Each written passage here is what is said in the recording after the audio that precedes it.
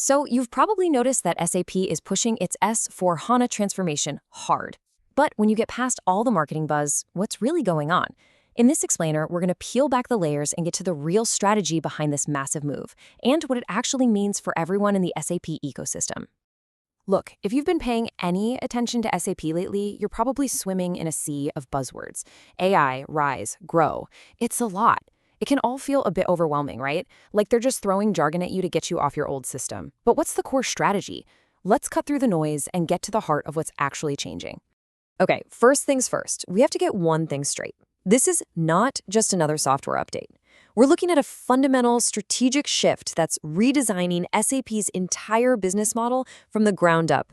A lot of folks, and maybe you're one of them, still think of S/4HANA as just, a spruced up version of the good old ECC system. But that's like looking at an iceberg and only seeing the tip. The reality? S/4HANA is the new center of the universe for SAP.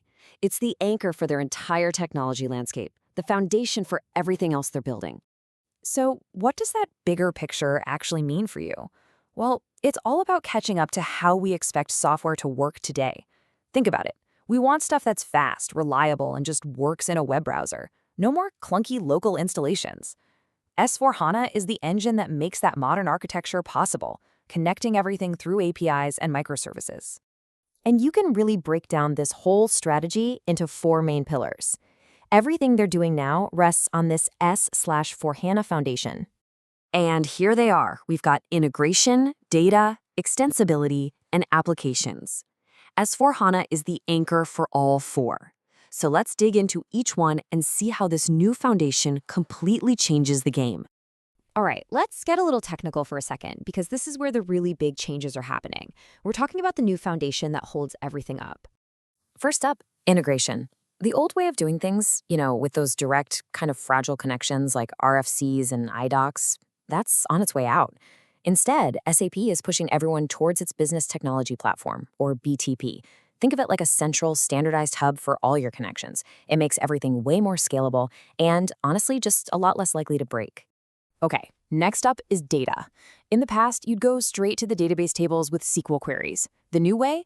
It's all about something called Core Data Services, or CDS views. And this is a huge deal because it creates this consistent layer between you and the raw data. In fact, almost every single new API that SAP builds is based on these CDS views. It means there's one stable, reliable way to get to your data. And that brings us to extensibility, which is just a fancy word for customization. For decades, the way we customized SAP systems made them, brittle.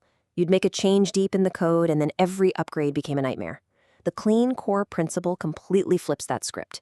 Instead of digging into the core system and changing things, you build your extensions on top, using approved, safe connection points. This keeps the core system clean, stable, and, this is the magic part, so much easier to upgrade. So, why all these technical changes? Well, they all serve one single, overarching business goal for SAP: getting everyone onto the cloud. And if you want proof of where they're putting their money, just look at this chart.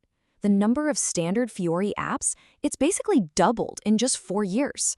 From around 740 in 2019 to almost 1,500 in 2023. This isn't some side project, folks. This is a massive all-in investment. Their direction could not be clearer. And here's where it gets really interesting for you as a customer.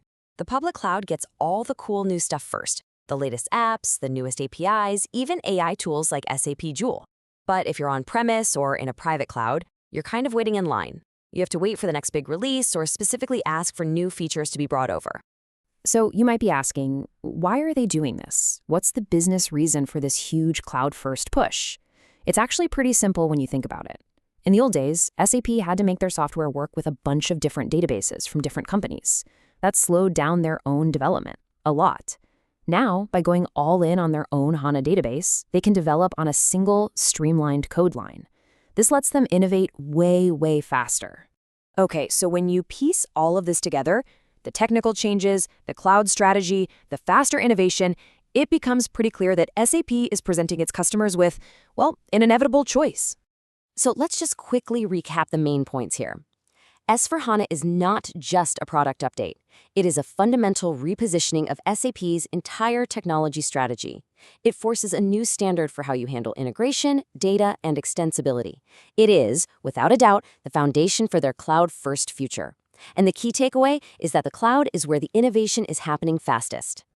You know, there's a quote from the source material that really just nails it. For companies still holding on to legacy systems, the question isn't whether to move, but when. I mean, that says it all, right? SAP has drawn a line in the sand. And that really leaves us with one final crucial question to think about. Sticking with what you know, delaying the move, I get it. It can feel comfortable, maybe even safer, right now. But what's the real strategic cost of that comfort? What's the price you'll pay tomorrow for being stuck on the slow lane of innovation? And that, right there, is the crucial question every business running SAP has to answer for itself.